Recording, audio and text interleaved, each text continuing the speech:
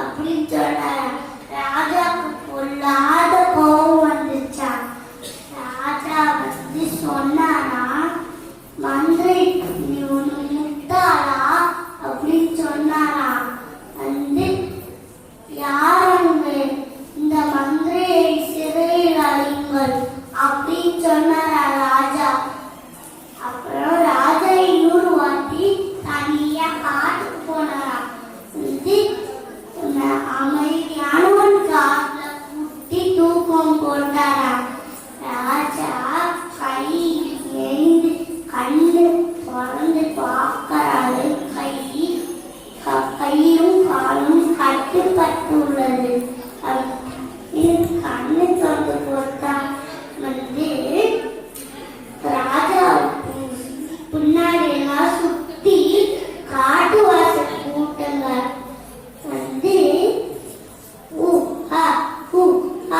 அப்படின்னு சவுண்டெல்லாம் போட்டாங்களா.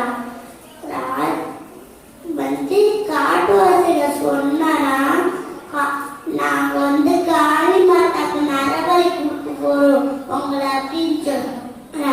ராஜா என்னையா நரபலி கொடுக்க போறீங்க, நான் நாட்டுக்கே பெரிய ராஜா, என்ன போய் நரபலி கொடுக்குறீங்களா அப்படின்னு சொல்றா ராஜா.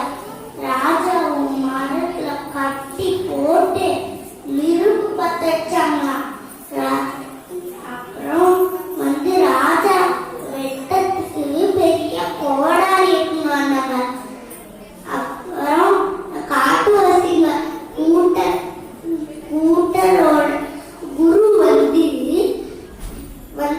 இவ கையில கட்டை பிரிச்சு பாருங்க. அந்த கட்டை என்ன பிரிச்சு பார்த்தா ஆழமான காயம். அந்த குரு சொன்னாங்க, காளிமாதாக்கு நரபலி கொடுக்க கூடாது. இவங்களை காளிமாதாக்கு நரபலி கொடுக்கணும்னா அவங்க ஒன்னும் காயம் கூட உடம்புல இருக்க கூடாது அப்படின்னு சொன்னாங்களா குரு. காட்டுவாரி குரு சொன்னாங்களா. மந்திரி சொன்ன ஞாபகம் எல்லாம் நன்மைக்கேதான், என் காயத்துக்கு நன்மைக்கேதான்.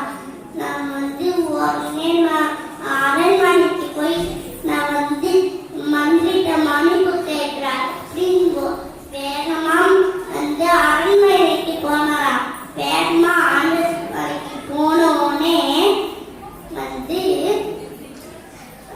மந்திரிட்ட மன்னிப்பு கேட்ட உடனே மந்திரி சொன்னாரா, ராஜா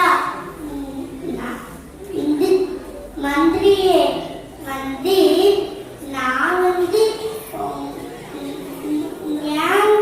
என் காலத்துக்கு நன்மைக்கு வந்துச்சு, ஆனா உங்களை ஜெயில போட்டது எப்படி நன்மைக்காச்சு அப்படின்னு சொன்னாரா.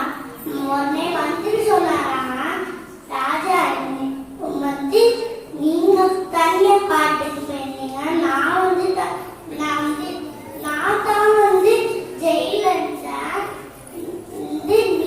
நானும் உங்க காட்டுக்கு வந்தா நான் காளிமாதாக்கு நரபலியா இருப்பேன் சொன்னா.